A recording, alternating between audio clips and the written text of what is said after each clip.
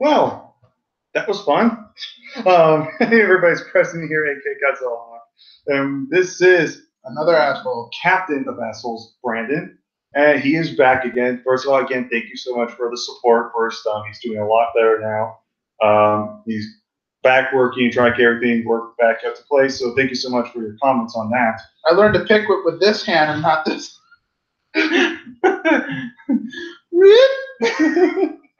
So Brandon's doing a lot better, and this is the first time Brandon's been doing a review of any sort or released any video with me for a while. It's been quite a while since you've seen him here. I think last time was the All In pay-per-view we did for live reactions. I think it was the last time we did video. So we're actually here right now. So it's just the two of us. We were going to do our live reactions to this, but we decided not to. So we're just. It was too good for live reaction. We're just like, you know what? I don't have time to hold the camera. And well, and also to be fair, it's more fun. We have more people here. If we had at least a couple more people, we would have done it. But Brian and I were just so engaged in the show, so we're gonna get right to the point here. So we have the match card listed here. First one, we have Matt Riddle to be Cash Soap. Yes, originally this match was not supposed to happen. It was gonna but they had 7 seconds to spare. So pretty much, Matt Riddle came out, cut a promo. He either had the Bruce Lee type of gear, which I did like. Cassius Ohno come out because the whole story with the Cassius Ohno thing is, he's getting sick of being unutilized, being sick of overlooked. So he's like, you know what? Any new toy you bring, which is new performer, the new next hot thing, I'm just gonna break them. I'm gonna make them useless. I'm gonna make them the second act. And Matt Riddle came out. He's the new hot thing. He's been one of those free agents for a while, and so that's kind of what the brewing off. So the match later ends 7 seconds with a simple knee by Matt Riddle. So I can see these guys having a rematch and having a more competitive match. But I know why they did it. One, to kind of put the 5th match in there, but also just to kind of give a little bit of space and everything. But honestly, you could have really just done without this match. You could have just stuck with the 4 matches, and you could have had another excellent show with that. But it is what it is. But you know what? That didn't ruin the show or anything. So any thoughts, quick thoughts about that? Is that pretty much it? 7 seconds. With one knee. 7 seconds. One knee. Anyways, next match. Yeah. So this is when the pay-per-view starts getting good, starts picking up now. So first, we got Shayna Baszler to be Kairi Sane in a 2 out of 3 falls match for NXT Women's Championship. I would say, honestly, this was one of the weaker matches they've done. Their Brooklyn match was a lot better. The match at Evolution was a lot better. Even their Mania Classic was better. This one was definitely the weakest, and it showed like there was. It felt like it even felt short too. Like they were. Just it says here about a little short, like 10 minutes. Yeah, roughly 11 minutes. But then again, with the other 3 matches, you understand why I said. Not saying this match was terrible or anything, but it was just like almost. It felt like almost like a warm up to the real matches coming up. Again, Shayna Baszler retains with the help of her 4 horsemen. I gotta get these names. I don't know. And Preston confesses his love for Kairi Sane. Yeah, but also I love Dakota Kai. I love Dakota Kai and Nikki Cross. I love a lot of people. But then we had interference by Dakota Kai and Io Shirai who did a beautiful moonsault. But in the end of the day, Shayna Baszler ended up getting the victory. First fall with the horsewomen, then the second fall, Kairi Sane got the insane elbow, and then third fall, which I admit was kind of a cool ending where she goes for an insane elbow, and we thought I was just going to get her in the clutch, but instead she grabs her arm, you think maybe an arm bar, but she rolls her crucifix type of pin and everything. So, will this feud continue? I don't know. At this point, I would think they should move on personally. Maybe do Dakota Kai, because I think they could have a killer match, and Dakota Kai's too good. Or they could do something with Io Shirai, because honestly, I have a bold prediction right now, because Survivor Series is tomorrow. There's still one spot open for Team SmackDown, because Charlotte had to replace Becky Lynch due to the injury, because she was still going to be team captain there. We'll have Kairi Sane debuts tomorrow and joins Team SmackDown. Just a suggestion, because Kairi Sane at this point, I mean, she's the champion right now, but so like they haven't had the NXT champions on the main roster once in a while. Only one time they actually came in when they were champion full time. That was Kevin Owens. My bet is it's probably going to be Shayna Baszler. Anyways, like I said, the match wasn't bad, but it was a little tune-up, but decent at best. This is when the pay-per-view starts getting good. Next, we have Aleister Black defeating Johnny Gargano. Singles match. Could not stop watching. This for 18 minutes. If they went another 5 It minutes. wasn't even like pinfall. No, it was just kick, counter, kick, knee. It was just a straight up wrestling match you would see like on an independent wrestling show. It was just as great as you think it was going to be. So much no sell. So much just impact wrestling. It like I said, a lot of kicks and knees, but a lot of wrestling. The story was obviously Aleister Black got hurt in a legit injury, but they used that storyline as like someone attacked him because their original main event for Takeover Brooklyn this year was the triple threat. But unfortunately, they had to change it because Aleister did get legit injuries out for a few months. But I like it, they turned to a storyline and they made it intriguing. Now they have Johnny Gargano being the suspect who attacked him, and now they're slowly having Gargano, who was once the biggest babyface, I would say even the Daniel Bryan of NXT, now slowly turning heel, which is really weird and quite ironic that now Bryan's a full-blown heel now. So it's going to be different. I'm just so used to people loving Gargano at this point, so him getting booed is just weird. But again, I'm never going to stop hating Gargano. I like what this little storyline here and everything. The match itself, it was just fucking great. Yeah. It was just great. It didn't need a title. It was just freaking great. It was just great. I love all the near falls. I love the Johnny Gargano's new face, his new symbol face. Oh, yeah, God. well, both of them. Well, because I remember they used that logo originally for the Ciampa match in the last man's image, which he hasn't watched. He wasn't there for that event because he was still recovering from that. But that was a great match. But that was kind of the sign there. And also kind of a little touchy subject at the moment because Stanley did pass away, so an honor for him.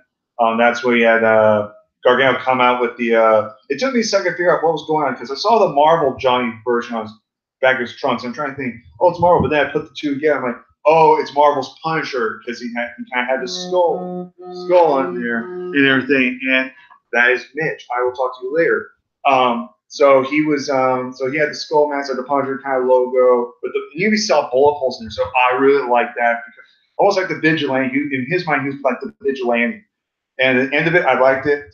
Actually, the one spot I really liked when Gargano was going to go for the kick, and Aleister Black just puts his hand out. He crosses his legs and he just goes, "Give me your best shot." Well, I always love that stuff. That made him to a total bad. Even if he lost that weight, he wouldn't make him lose in a badass way. Stuff like that is what we love. So he tries to hit, but of course misses it. Near falls. And end of it, freaking Aleister Black hits the black mask, but then Gargano kind of just leans on him. It almost reminded me back to Sami Zayn and Kevin Owens at Battleground, where Sami Zayn hit the hula kick the first time, but instead of pinning him, Kevin Owens just plowed on the. I was thinking more of the Shawn Michaels and Ric Flair one. Well, it's similar. I'm talking about like in this particular matter because it wasn't like he hit super good and he stopped and he fell to the ground. Like he literally kicked him and he just right onto his chest, and that's exactly what they did with Sami Zayn and Kevin Owens. But just like that one, he hit one more finisher, which was in this case Black Mask. Bam, got him. 1, 2, 3. Honestly, I would have got Gargano winning. It would have been different, but at the same time, I'm not too mad that Aleister Black lost. But now the question is, I think now they're going to probably do Aleister Black and Ciampa rematch. And then that's when Aleister Black will go to the main roster in my eyes. So I don't think this Black and Ciampa thing is done yet.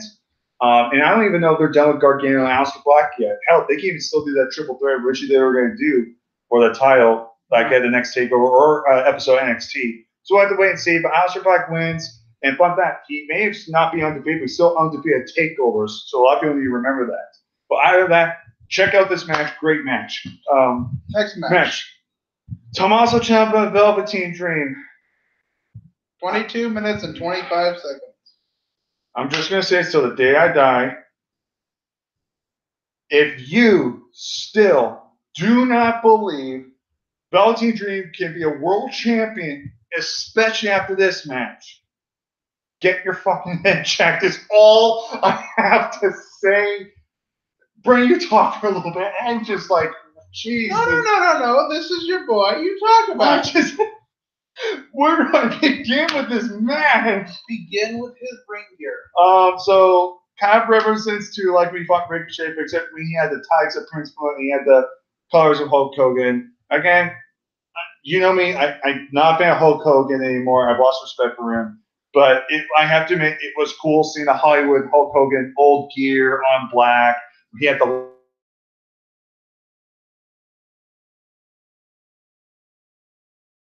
whole scarves and everything. Just it looked cool. And they were in LA, so I know why they did Hollywood LA.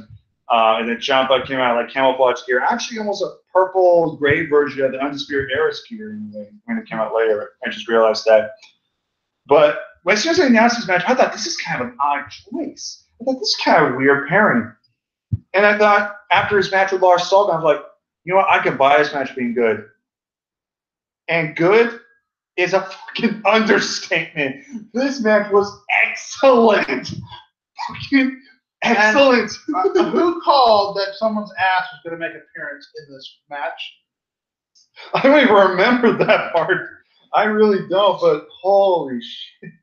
I don't even know where being. They just, first they were kind of playing each other up with the mind games and everything, how they were just like playing off each other's characters.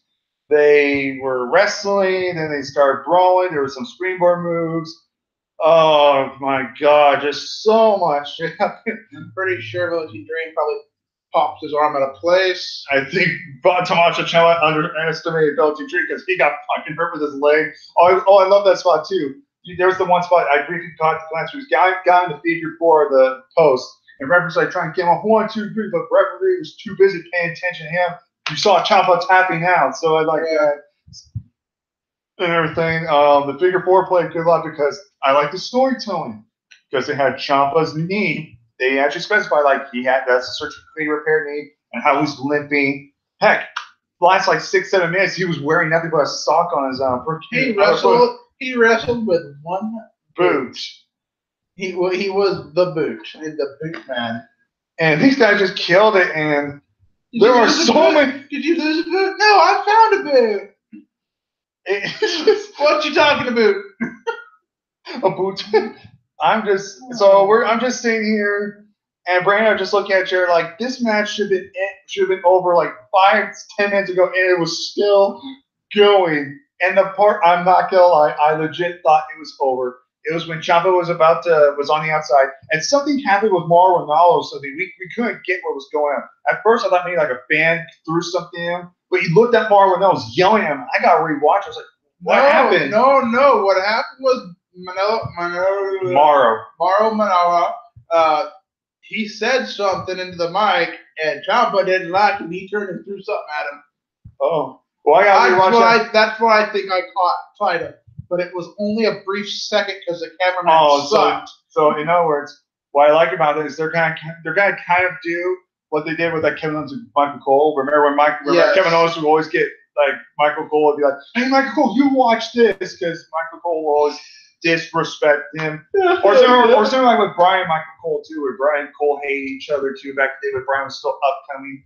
So there's gonna be some storytelling with that. So definitely keep an eye out for that. But I'll keep your ears open for any entries from this match. Especially the ending. They both completely looked like they had gotten partially injured. So they literally looked like they went through a war, no pun intended. And pretty much the ending was Purple Rainmaker. I legit thought it was clear in the ring. I thought, okay, their hands gonna be a rope break finish. They hit in the ring and he kicked out. I'm like, Jesus Christ, rolls out of the ring. Then this is when Brandon had the concerned face. He does the Purple Rainmaker on apron. Now keep in mind, he did this spot to EC3 at the last show. That's how he won. So they're teasing that. Ciampa moves out of the way. Not only does he miss, but he goes from the top rope to the floor on the outside. On his arm. He hit arm first, not thigh, side, ass. You heard the arm thump first. You heard boom, and you heard, oh fuck. He could not help himself. I'm like, he's hurt.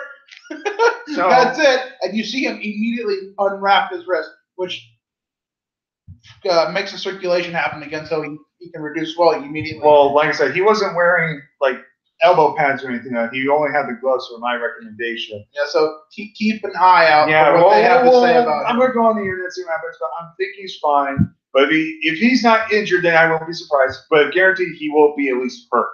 He's going to be bruised if he's not injured. But after that, we see Ciampa hit the Dragon DT. on the middle of the ring, because remember they had the two rings, they had the metal plate right in there. So he hit him on top of that. He even read like, "Oh, you're done." Oh, that was his face. And then he rolls him in. 1, 2, 3. At the end of it, Ciampa didn't even stand. He's just like with his leg, but he's laughing. He's just a total psychopath in the ring. And we're just looking, and I looked to Brand like, was this Velveteen Dream's best match? And at this point, I'm like, how can you really argue? Like, you can say the Aleister Black match was his best match, which could be. You can look at this match as being his best match. You're not wrong either way. You're not wrong either way. But the thing is, they're both different matches. Like, you have one more about getting more notice. You have the other one finally proving that, is he a true main eventer? Is he a true championship worthy? And both those matches are awesome in their own right. So, honestly, I can't complain. Honestly, at this point, I would probably say Ciampa Dream, my favorite was match of the night. And that's tough because we have War Games, and that was awesome. That's just me personally, but besides that, awesome match. I got nothing else to complain about. All right. So we're going to move on to our next match. The main event. Pete Dunne, Ricochet, the War Raiders, aka War Machine, versus the Undisputed Era, Adam Cole, Bobby Fish, Kyle O'Reilly, Roger Trump in a War Games match. Brian, now we have to take over. You now have to take over. No. Keep going. This is your show. I want to be the ass here. No, you start this. I got to do the other ones. Okay, you have to start. Let's start off with the obvious thing I pointed out. Who called the fact that they were going to lock the other cage? I didn't even remember that. Watch, they're going to lock the other cage with the last one in. Watch, Pete Dunne will be the last one out, and he won't get to the ring, and he'll get all upset and butthurt. I was like, oh, yeah. Well, correction, you said Pete Dunne was going to start the match. I wasn't sure if it was going to be Pete Dunne or if it was going to be Ricochet. We already knew it was going to be one of the two. Surprisingly enough, they usually keep that from happening. They don't want to have the rivalries to start the match. They want to have it towards this guy and this guy on the bracket facing each other. You know, they don't want them together. But hey, who am I to complain? It was a great match.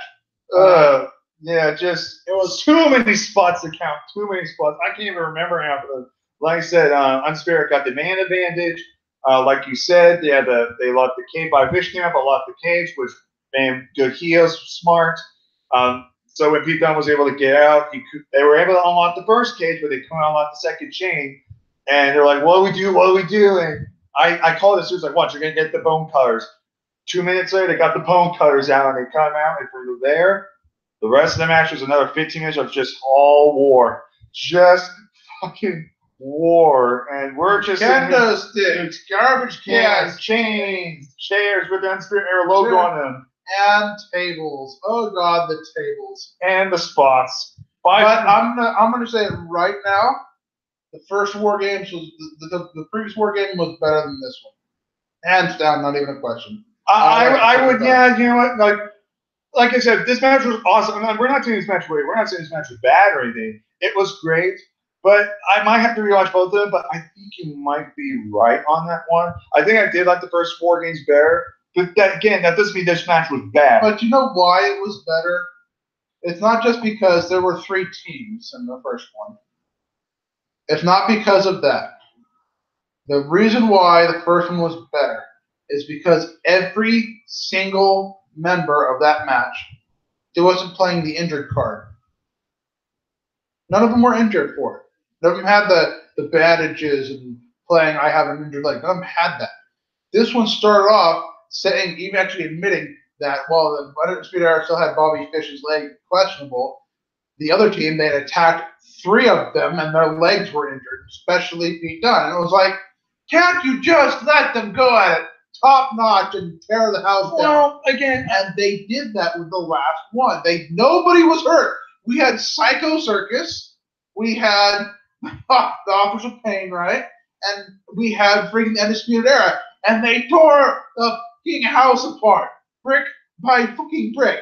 And they didn't just take it brick by brick. They took the brick and they smashed someone in the face with it. Then went for another brick. It was like, wow. And then you got this one, and it's like, okay, it's got its spot monkeys. It's got those. Not too bad.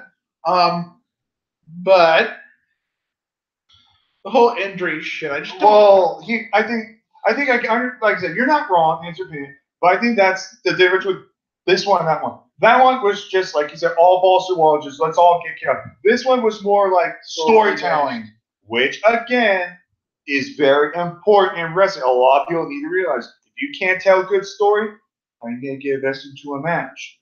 It's basic math. It's one of the things we can by having them actually compete.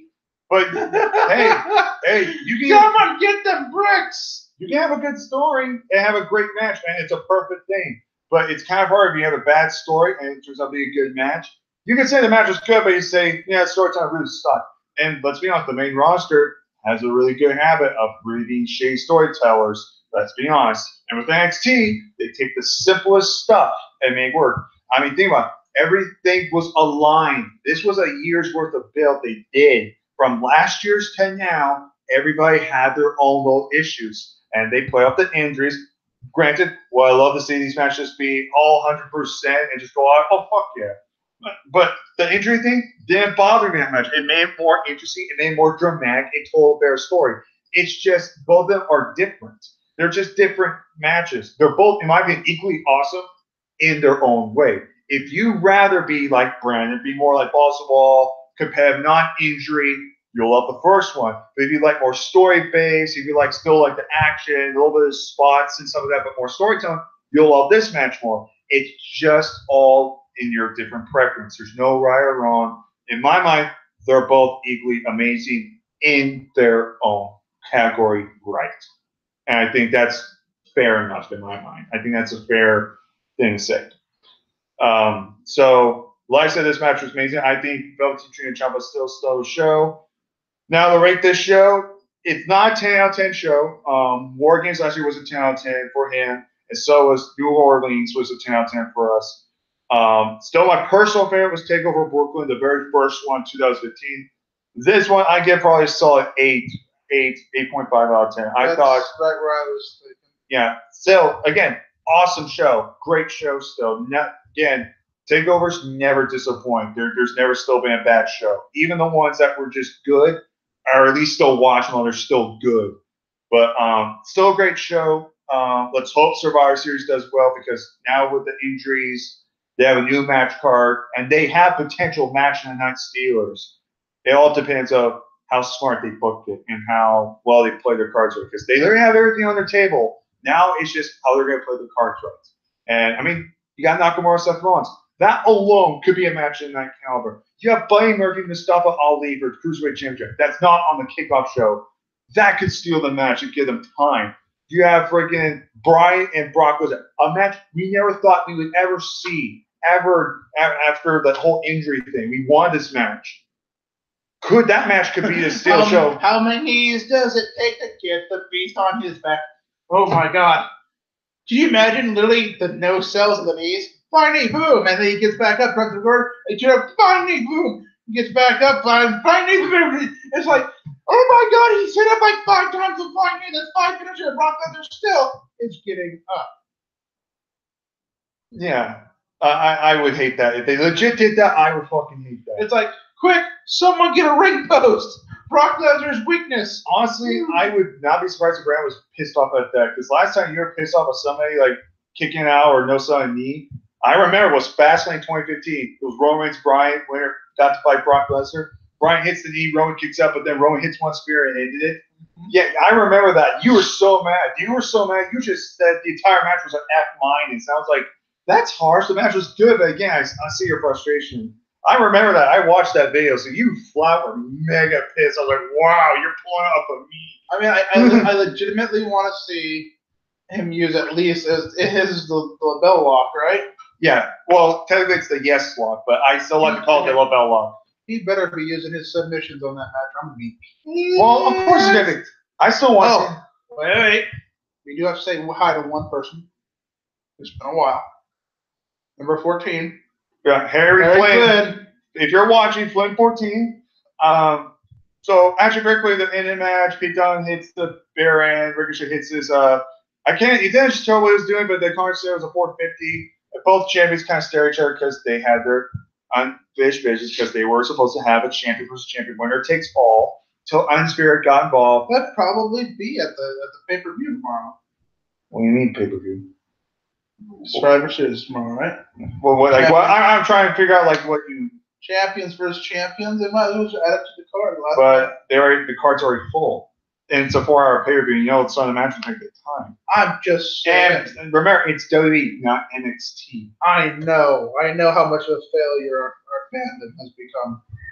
Yeah, I still want my NXT versus WWE, but thankfully I got up, down for that. So, but other than that, like I said, great show, 8.5 out of 10. Up, down for that sounds like a porn. No, it's literally Austin Creed's YouTube channel. I know, but it still sounds like a porno. Well, I mean, he was with Paige, so. I'm pretty sure that's the symbol for his up, down. No, it's a controller. No, it's a controller thing. It's a controller game. But sure, it's a controller for a game. Anyway, this is going to be an asshole girlfriend. It's getting nasty in here. But like I said, stirring the pot. Like I said, I still thought it was a great match. Shit sandwich tastes great. Still a great show. 8.5. I would say 8.5 out of 10. I thought it was still a fun show. And very quickly, the one thing I want to say about Brian Brock, I want to see, and everyone wants to see it, I want to see legitimately an F5 countered into a LaBelle lock. I better not be a squash match. If they seriously, yes. Well, again, that's why I'm not as excited because I've gone smartened. And again, I'm not saying people are stupid. I've gotten smartened. I've smartened up when it comes to lesser matches, at least one-on-one, because a lot of people like last year, AJ Styles Brothers. Everyone loved that match, but me personally, I thought it was a squash. I'm not gonna lie. It was exactly how I thought it was going to be, except we got 15 minutes. This one, I'm not going to hold my head. I'm not going to keep all my freaking eggs in this basket of matches right here. I'm just going to be just like, okay, let's just see what happens. I'm just going to see what happens with this match. What the fuck? No! That's 3 minutes! Well, think about it. Like, if I go on you know what? I would love to see it end after like 3 minutes and like legitimately Daniel Bryan gets hella pissed, so he just the blatantly low blows freaking Brooklyn, walks up and just kicks him in the nuts. Wham! Now you've earned your pay. And walks over. The ref's like, you can't do that. He goes, it was worth it. And he goes over. And like it legitimately like a regular episode, you see the cameraman just suddenly followed him to the back room, and you got all like the entire roster just. That's how I go and say that's how full timers deal with that. That's how us full timers wrestle. You just took a shot in the pills. And Brian pulls out walk, he's like, here's your money, go home. There's our new hard style. Right, your soft spot. Dawn style or strong style? The Dawn kick. The Dawn kick. I don't know. I mean, Joey Ryan might sue them. It was definitely a finisher. Yeah. So Lazarus' voice changed. He suddenly sounded like a mouse. So before we quickly go, I need your opinion. Of all the matches, what would you say was your match tonight? Oh, jeez. I fucking forgot about that bullshit. Help me out here, everybody. What do you think was match of the night? I'm pretty sure it wasn't the I can't see his name. Matt Riddle. It's not Matt Riddle and Cassius Ohno. No. By the way, Cassius Ohno is now officially a jobber. For those of you who think he's great, don't start kissing ass now. He's a jobber. Shayna Baszler, Shayna. It was great. I think we're actually going to be legitimately butting heads. With the last 3 matches. He thinks it's Tommaso Ciampa versus defeating the Velveteen Dream. I think the Aleister Black defeating Johnny Gargano match was probably match of the night, but only by a little bit. Again, the last 3 matches, like there could be a 3-way tie for all you can tell. No. The problem with War Games, it just did not have big enough impact. I'm not saying it wasn't great. I didn't say it didn't kick ass. I'm saying that Aleister Black, Tommaso Ciampa matches, both of those literally had bigger impact on this show than it's the main match. Also quite funny. Well, funny too, because remember last year, even with that also War Games match, we both think you kind of agree that Velveteen Dream and Aleister Black was match of the night. Yeah. So you can go either way. Both these guys, their matches stole the show. I say it's Alistair Black's match. You say it's Velveteen Dream's match. But again, both of them are awesome in their own way. Exactly. I just thought, in my opinion, Velveteen Dream was just slightly better. You just thought Gargano match was slightly better. There's no if you were to take Alistair Black and Velveteen Dream off this show, and just replace those two matches with just a single match of Tommaso Ciampa versus Johnny Gargano, you could probably have one kick-ass Extreme Rules match for the title. Well, again, and it would steal the show still more than. And also got to think about this too, fans. But also, if you were to take Alistair Black out for an injury or Velveteen Dream, either way from this card, legitimately, you could knock 2 points off the rating. It wouldn't be an 8.5; it'd be a 6.2. So legitimately, they bring it to these shows. Without them, this show's not that good. So. As for both of them, I believe match 3 and 4 out of our 5 matches are the winners here. I can agree to that. Again, Morgan's great, but the Alistair Black, Gargano, Ciampa, and Dream just stole the show. Yeah. So out of that 8.5, but now we're going to get going. These guys go home. But again, thank you so much for watching this. Tell us your thoughts. And legitimately, comment down below. What would you rate this show? Hell, if it's just a random thought, has nothing to do with it, please comment down below. If you're like, you know what they said to me? They told me to put on appropriate clothes, so I came to work in a thong because I shave sheep. Random thoughts. Anything you want, comment. I would like to say something really awkward. We do realize we all saw Velveteen Dream at thong today, right? No. We didn't almost. We did, and it was bright blue. It was pretty much a wedgie's what it was. We saw his part of butt cheeks. No, afterwards it was all hanging out. He had a bright blue thonging on, and he was completely wrestling with his ass hanging out. With the eyes on his butt. Watch his ass. Watch his ass. That's what those big eyes on his passport was. Watch my ass. So.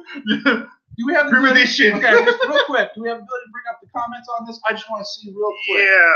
Let me see. Current comments are. Yeah. Let me see. Come on, WizKid, you got this. Yeah. Let's just quickly see what comments are in the chat.